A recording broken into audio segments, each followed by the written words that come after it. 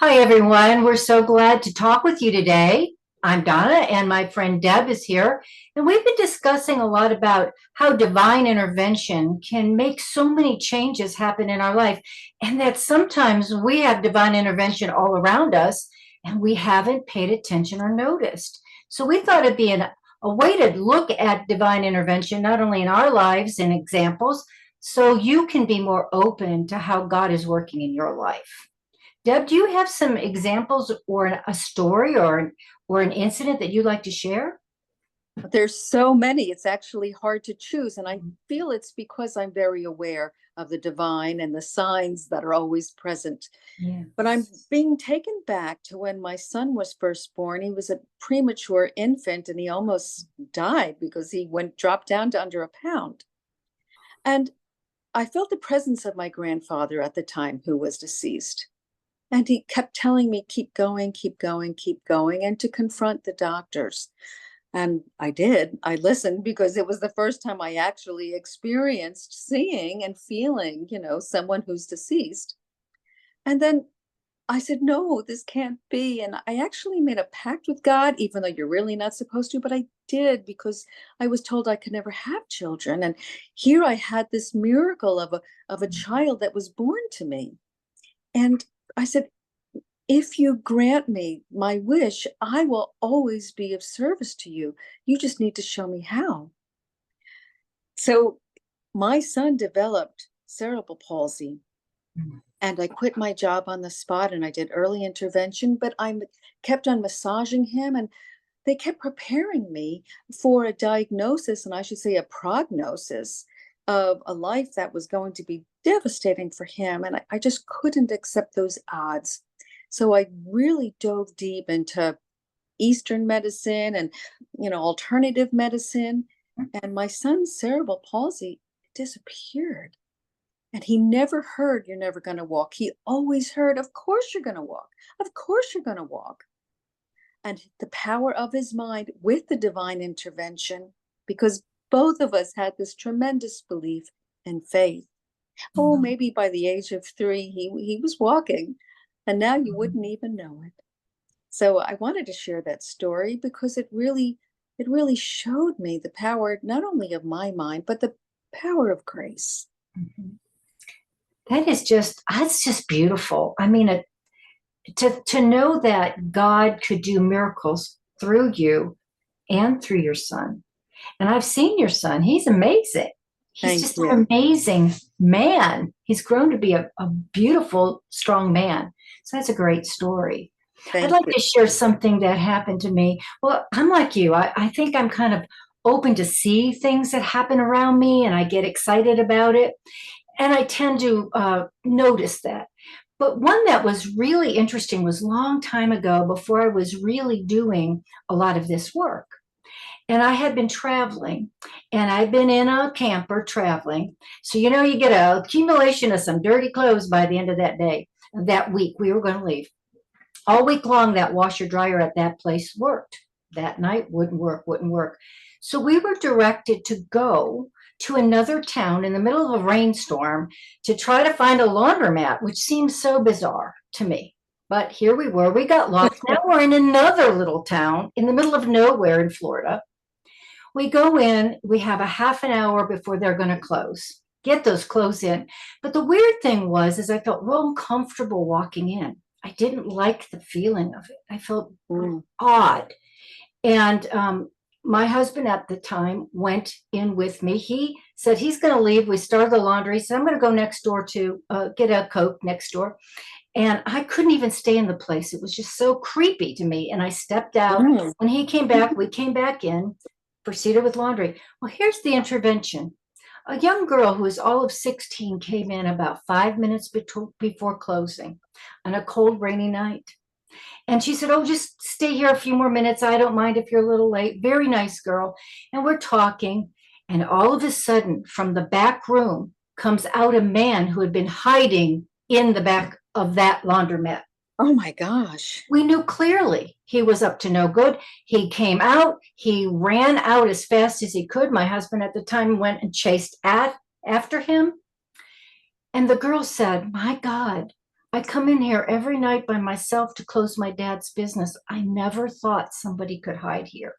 And I know clearly that was a divine intervention to reroute us to a place and space to save that girl from harm, Oh, that yes. family. Oh, And she yes. said, from now on, I will never come in alone. My dad will always come. So that to me was such a profound way of God moving people to the right spot to do the right thing.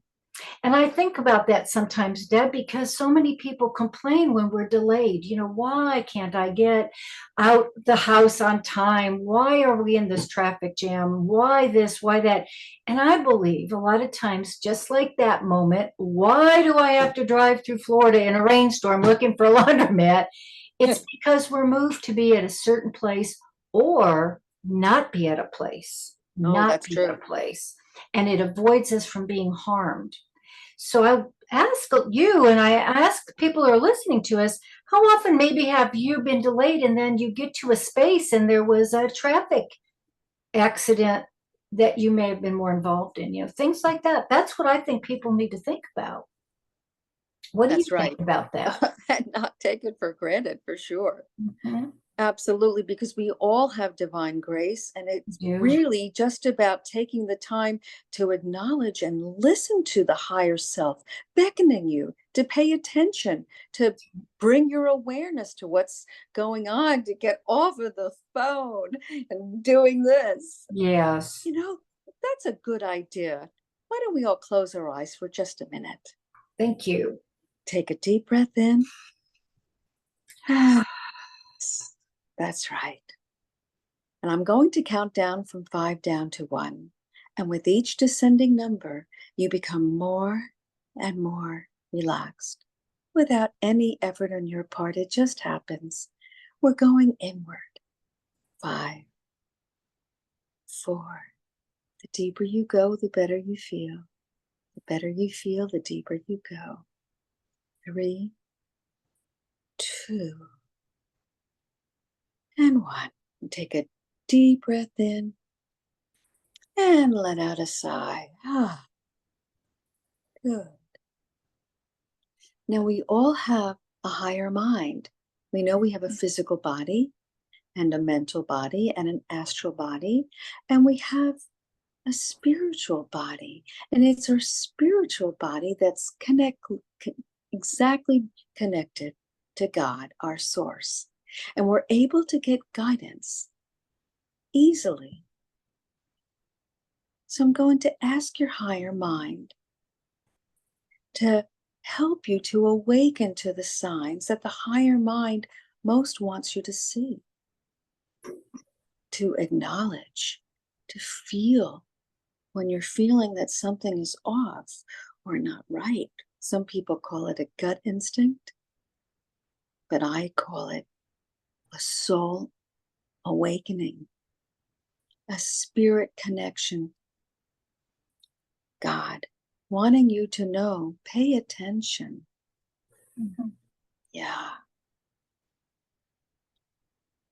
So we're going to ask your higher mind to open to see what you need to see at any given time, to hear what you need to hear at any given time, to feel what you need to feel, and to know what you need to know, and to trust it. Good. And on the count from 1 to 5, we're going to come wide awake, feeling so relaxed, mentally so clear, emotionally so calm and at peace, and spiritually so much more aware of our connection to the divine. 1 coming up, 2 and 3. Eyes open, wide awake, wide awake. Thank you, Deb. That was just so good. It's just a good way of people to reconnect. I love that. It's a way Thank you. people need to open up and see the mysteries around us, the interventions we have all the time, but we keep thinking we're alone, and we're not alone. We're always being worked with. Your story proves it. Your story shows it. And my story shows that we're used often as that divine intervention vehicle that God is asking. So sometimes we receive it, sometimes we're the one being delivered by God to show something. So I think that's a really good way for people to look at life. That's beautiful, absolutely beautiful. Thank you. I'm going to ask you to channel what we call Spirit Speaks, because most people want to know, well, how does God connect to us? Thank you, Deb. You know what I've learned from this time, and Spirit works through me with this. This is the message today. Always trust and know that you are never alone. You're always deeply loved, guided, protected, and watched over. When you feel your most vulnerable is when you are deeply loved and connected. So never give up and never feel alone.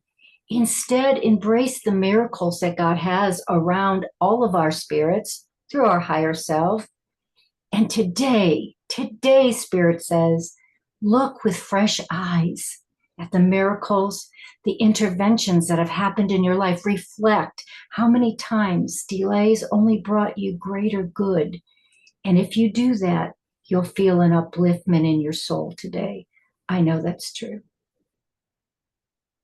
Oh, what a powerful message. And thank you for channeling that. Well, a lot to ponder about today. For sure, for sure. That's right. Thank you so much, Donna. Well, thank you, Deb. And maybe when people do listen to this video, they may want to put in the comments some of the interventions and the divinely led opportunities that they reflected upon. That'd be great. We'd all learn. Oh, absolutely. Because when people share stories, it's like a domino effect. It's like It's sharing true. kindness. It Yeah, is. and it makes an impact. So we would love to hear your stories. That's a great idea. Well, Thank thank you. you. And Oh, God bless everyone for listening. We love you all. yes, we do. Bye bye now.